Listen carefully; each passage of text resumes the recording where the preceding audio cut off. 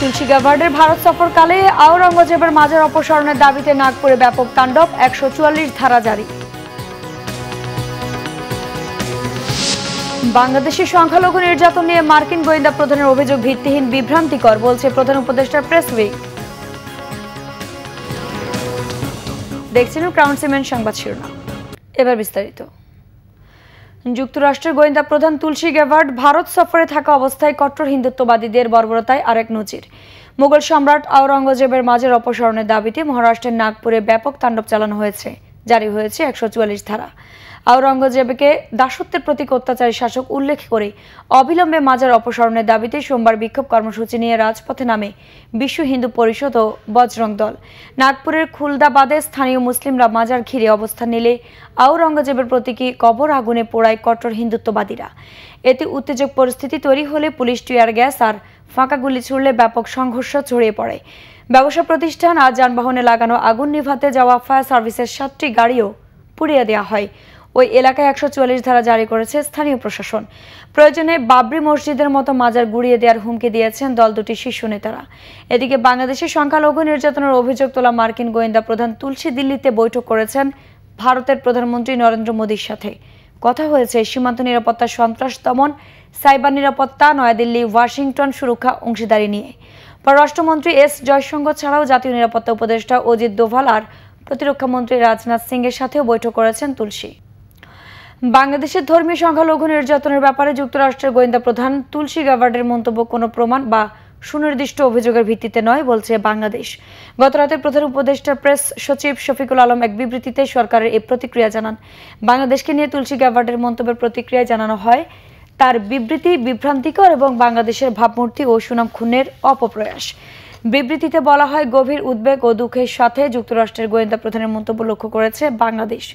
তুলসী গ্যাভার্ড বাংলাদেশের ধর্মীয় সংখ্যালঘুদের নির্যাতন ও হত্যা এবং দেশে ইসলামী সন্ত্রাসীদের হুমকি রয়েছে বলে করা অভিযোগ একটি দেশকে অন্যায় ও ভুলভাবে উপস্থাপন করা হয়েছে। বাংলাদেশ বরাবরই অন্তর্ভুক্তিমূলক ও শান্তিপূর্ণভাবে ধর্ম পালনের ঐতিহ্যের জন্য সুপরিচিত। বাংলাদেশ বিশ্বের আরও অন্যান্য দেশের মতো চরমপন্থার চ্যালেঞ্জ মোকাবেলায় প্রতিনিয়ত যুক্তরাষ্ট্র সহ বিভিন্ন আন্তর্জাতিক সম্প্রদায়ের সাথে যৌথভাবে কাজ করে যাচ্ছে। বিবৃতিতে বলা হয়, রাজনৈতিক নেতা ও সুপরিচিত ব্যক্তিদের সংবেদনশীল বিষয়গুলো সম্পর্কে বক্তব্য দেওয়ার আগে প্রকৃত তথ্য যাচাই করা উচিত। তাদের এমন কোনো বক্তব্য দেওয়া উচিত নয় যা ক্ষতিকর ধারণাকে শক্তিশালী করে, ভয় উস্কে দেয় এবং সাম্প্রদায়িক উত্তেজনা সৃষ্টির ঝুঁকি বাড়ায়। শিশু ধর্ষণের জন্য বিশেষ ট্রাইব্যুনাল গঠনের বিধান রেখে নারী শিশু নির্যাতন দমন আইন সংশোধন করা হচ্ছে। উপদেষ্টা পরিষদের বৈঠকে আইনের খসড়া চূড়ান্ত অনুমোদন দেওয়া হয়। সংশোধিত আইনে বলাৎকারকে ধর্ষণ হিসেবে দেখা সহ ধর্ষণের সংজ্ঞা সুনির্দিষ্ট করা হয়েছে।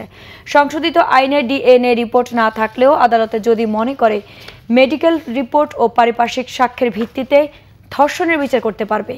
উপদেষ্টা পরিষদের বৈঠক শেষে রাজধানীর ফরেন সার্ভিস একাডেমিতে সংশোধনের বিস্তারিত নিয়ে ব্রিফ করেন আইন উপদেষ্টা আসিফ নজরুল। উদ্দেশ্য প্রণোদিতভাবে মিথ্যা মামলা দলের সংশোধিত আইনে বিচারকের স্বপ্রণোদিতভাবে ব্যবস্থা নেওয়ার বিধানও রাখা হয়েছে। ওপারের ঢলে প্রতি বছর কোটি কোটি টন পলি এসে ভরে তিস্তার বুকে, পরিণত হয় ধুধু বালুচরে। পানির ন্যায্য হিস্যা নিশ্চিত না হওয়ায় পুরো নদী হয় কঙ্কালসার। কৃষিসহ বিরূপ প্রভাব পড়ে গোটা উত্তরে। সংশ্লিষ্টরা বলছেন, নদী পাড়ের মানুষের মতামত নিয়ে শিগগিরই হবে তিস্তা খনন। রংপুর থেকে জুয়েল আহমদের রিপোর্ট। পানি না থাকায় রাক্ষসী তিস্তা এখন যেন মরা খাল, চারদিকে ধুধু বালুচর। প্রায় ২৫০ বছর ধরে টানা পলিতে ভরেছে তিস্তার বুক। গভীরতা হারিয়ে পুরো নদী হয়েছে উঁচু। এক সময়ের সুখের নদী এখন পরিণত হয়েছে দুঃখে। বিরূপ প্রভাব পড়েছে সবকিছুতে।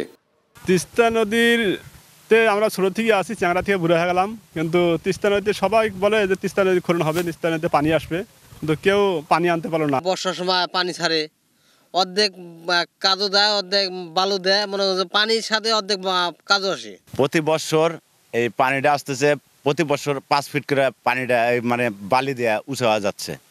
নদীতে এখন মানে 5 ফিট উঁচা হওয়া যাচ্ছে, নদীতে এখন পানি বোঝা যায় না। এই অন্তর্বর্তী সরকারের কাছে আমাদের আবেদন, এই পানি যেভাবে হোক চুক্তি নিতে হবে এবং এই তিস্তা নদী খনন বাজেট করতে হবে। উত্তরের জীবনরেখা তিস্তা বাঁচাতে দীর্ঘদিন আন্দোলন করেছে নদীপাড়ের মানুষ। সবশেষ বিএনপির কর্মসূচি যেন ইতিহাস ভেঙেছে। উত্তরের মানুষের দাবি পূরণে তিস্তা খনন প্রকল্প বাস্তবায়নের উদ্যোগ নিয়েছে অন্তর্বর্তী সরকার। পাওয়ার চায়নার কারিগরি টিম নদী পাড়ের মানুষের সাথে কথা বলে শুরু করবে প্রকল্পের কাজ। ইন্ডিয়া থেকে যে তিস্তার যে পলি বহন করে, এটা আমাদের বাংলাদেশে যে 121 কিলোমিটার আছে, এখানেই ম্যাক্সিমাম পলিটা আমাদের এখানে সেটেল হয়, যার কারণে আমাদের প্রতি বছরই তিস্তার তলদেশ ভরাট হচ্ছে। ভরাট হওয়ার কারণে পানি ধারণ ক্ষমতা কমে যাচ্ছে এবং দুই পারে তিস্তার পানি আঘাত করে বর্ষাকালে আমাদের প্রচুর ভাঙনের সৃষ্টি হচ্ছে। তিস্তা মহাপরিকল্পনা বাস্তবায়নের জন্য পাওয়ার চায়না স্টাডি করতেছে।